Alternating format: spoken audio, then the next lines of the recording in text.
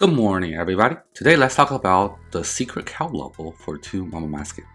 If you didn't get the reference, secret cow level is a old Diablo 2 reference for a secret level that the developers built. And 2 Mama Masket has one too, with a chest at the end. And like every good chest, there's a good reward. In this case, a cosmetic that I think is actually very cute. It's a cat mask of a masket. And I'm going to be wearing this mask while I cut over 40,000 gems in free-to-play World 1. So if you want to buy some cheap gems from the general store here, come to World 1 in the next few days. There will be a lot of gems in there. And you can buy it and then sell it on the Grand Exchange for profit. Let's talk about how to achieve this secret cow level, which is essentially a mini quest that involves the entire 2 Mama Masket raids. First, we need to collect certain items from each of the bosses when you do the most damage. The best way to do this is to be in a solo. So for Zebek, she drops a Fang. And here, once Zebek is down, you can go and under the book, if you have done the most damage, you'll get a Fang. Next is Kefri.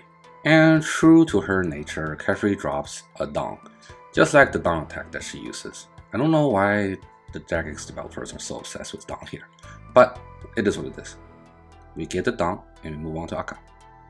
For Akka, it's ashes, and now I think these items do have meaning because the ashes is supposed to be symbolizing Akka's ability to never die or inability to die, and I think we'll get to learn more about this from the mini quest, which is so cool that they actually added backstory to it. There it is, Eldritch Ash. Ooh, nice name. Lastly, we have Baba, and true to the monkey theme, she drops a banana, a giant banana actually. I actually am very curious to see what the story is behind all these items. These items are usually the things you just ignore, but next time on your raid, maybe pick one up. You can choose to do it all in one run or multiple runs, it doesn't matter. I did choose to finish the run because I've already done the 4 mini bosses, might as well finish it. And notice that all the items are on the ground because I just don't have enough inventory space. So take some time to manage your inventory when you get to the warden phase if you're doing this quest, because the 4 extra items or 4 less food for you is it's a little bit more hectic. I also panicked a little bit, I don't know why. But at the end of the day, the goal here is just to get the 4 items, and you can honestly teleport out if you're just looking for the quest. By the way, this one I got nothing as usual. I did get Masari Chaps, the legs, about like a day ago, so I'm really psyched to grind again. I've been dry for a very long time. But anyways, let's go actually look at the quest. So the quest involves the camel bank, which is in the 2 Mama Masket lobby. And in order to speak to a camel, you need a camulet. If you have forgotten what a camulet is, I did. It's basically this item that you got from an earlier quest, Anakamar's Lament. And you need to go to this little dungeon in this hell here and talk to them. You have to go down one of the 3 entrances and then go to the maze. Now I believe for each person it's different which door your entrance is. So for me it was the one near the quest start, because there's 3 ways into the center part. You see there's other doors, right? So you just have to go in, climb up, go north to the magical barrier and talk to, well, first gotta go north to the barrier and then climb up another ladder and talk to the guy, Lazim, can I say his name, will give you another cabinet. You can actually spend 1 million gold here to give your cabinet unlimited charges. I don't think I've done that yet, but yeah, this is one of those niche items that I don't even remember, to be honest. There it is, cabinet. Next, we go to the lobby. With your camulet equipped, or actually you can just use the camulet on the camel bank, and you can get some pretty nice conversation. It's really funny here. The first thing I asked is about the banking, and I got burned by a camel. Anyways, you are supposed to talk to the camel until he says something about recovering certain things. So if you're a lore buff like me, you just try every option to actually read what it says. And basically, the camel tells you about how you're so greedy for loot, but you're not really fixing the problem. And yeah, and basically you have to click each of the items on the amulet to get a little bit of background story. Of course, you could always just spacebar through this if you're just going for the reward, but I really recommend reading the lore. It adds so much more immersion to the RPG aspect of this game, which is awesome. And I hope they develop this line as well. Just like the Mahadra, I'm sure everyone knows about that storyline. It's really interesting to know what happened, to unmask it and what she's going to do next. Anyways, after you do that, we have to go to different locations to do stuff. First, you'll need a bucket of water to use on Kefri's Dawn, and that will actually give you an egg inside of her Dawn. I think the backstory here is that Kefri wanted to have children, but got cursed or tricked by Masket, so she can't have children. But there's a ray of hope. We have one of her eggs in the Dawn. With the egg in hand, you want to go to the quest area where you did beneath the curse's hand, down into this dungeon here. Lucky for you, you don't need to solve the puzzles anymore. And don't go to the staircase here, it's dangerous. Oh my god. Anyways, yeah, go through the main door, and the door should be open to talk to the High Priest of Scarbus, who will take the egg and thank you for it.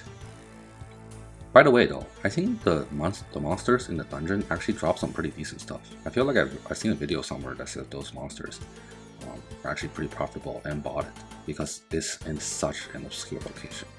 Anyways, give the egg to her. That's one down. Let's move on to the next one, which is the banana.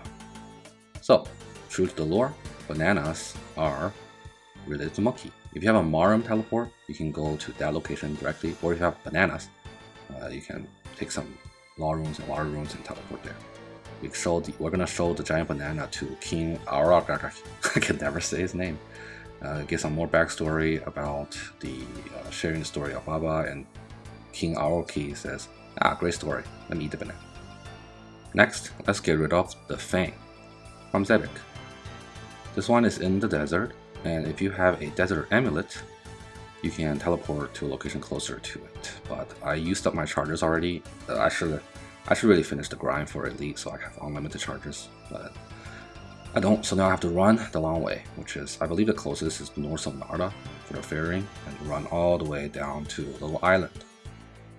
This is the same island that you did for a quest for the something Ellet. Don't remember, but it's been a while since I've done any questing. I really should get back to that as well. I haven't done that Desert Treasure 2 yet. I think I'm going to wait a bit. I want to grind a few more things before I do it. But yeah, we run to the island with the Fang in our inventory and a spade. You dig, and you're essentially burying Zebek because he can't die, right? So you're kind of resting his soul. And with that done, we have one more, which is the ashes. You probably want to sanctify the ashes because, again, he also can't die. And we're gonna go to the High Priest of Sophomon. Man, these names really having difficulty pronouncing them. But this is kind of a nice change.